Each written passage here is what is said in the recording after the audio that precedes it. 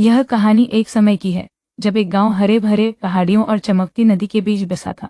आन्या अपने जिज्ञासा, प्रकृति से प्रेम और सीखने की अनंत प्यास के लिए जानी जाती थी।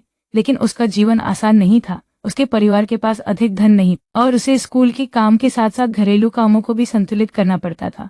हर दिन स्कूल के बाद आन्या अपनी माँ की मदद करती थी, खाना बनाने, सफाई करने और नदी से पानी लाने में। अपने व्यस्त कार्यक्रम के बावजूद वह हमेशा पढ़ाई के लिए समय निकालती थी। उसकी पसंदीदा जगह एक पुराना बरगद का पेड़ था, जहां वह अपने किताबों के साथ बैठती थी और जितना हो सके उतना ज्ञान प्राप्त करती थी।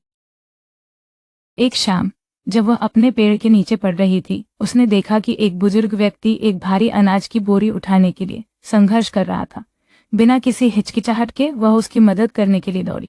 आदमी उसकी दया से आश्चर्यचकित होकर अपना परिचय कराया। वह थे श्री रतन, जो एक सेवानिवृत्त स्कूल शिक्षक थे और हाल ही में गांव में आए थे। आन्या की समर्पण और दया से प्रभावित हो श्री रतन ने उसे मार्गदर्शन देना शुरू किया। वे उसे किताबें लाते, नए विषयों की शिक्षा देते और बड़े सपने देखने के लिए प्रोत्साहित करते। उनके मार्गदर्शन में आन्या का ज्ञान और आत्मविश्वास बढ़ता गया। वर्ष बीत गए और आन्या ने अपनी पढ़ाई में उत्कृष्टता प्राप्त की। उसने छात्रवृत्तियां जीती, एक प्रतिष्ठित विश्वविद्यालय में पढ़ाई की और अंततः एक प्रसिद्ध पर्यावरण वैज्ञानिक बनी। उसने अपना जीवन प्रकृति को संरक्षित करने और अपने गांव और उसके परे की चुनौतियों के लिए स्थायी समाधान खोजने के लिए समर्पित कर दिया। आन्या की यात्रा एक विनम्र गांव की लड़की से एक प्रसिद्ध वैज्ञानिक बनने तक कई लोगों के लिए प्रेरणा बनी। उसने दिखाया कि समर्पण, दया और ज्ञान की प्यास के साथ कोई भी बाधा को पार कर सकता है और दुनिया में एक बड़ा बदलाव ला सकता है।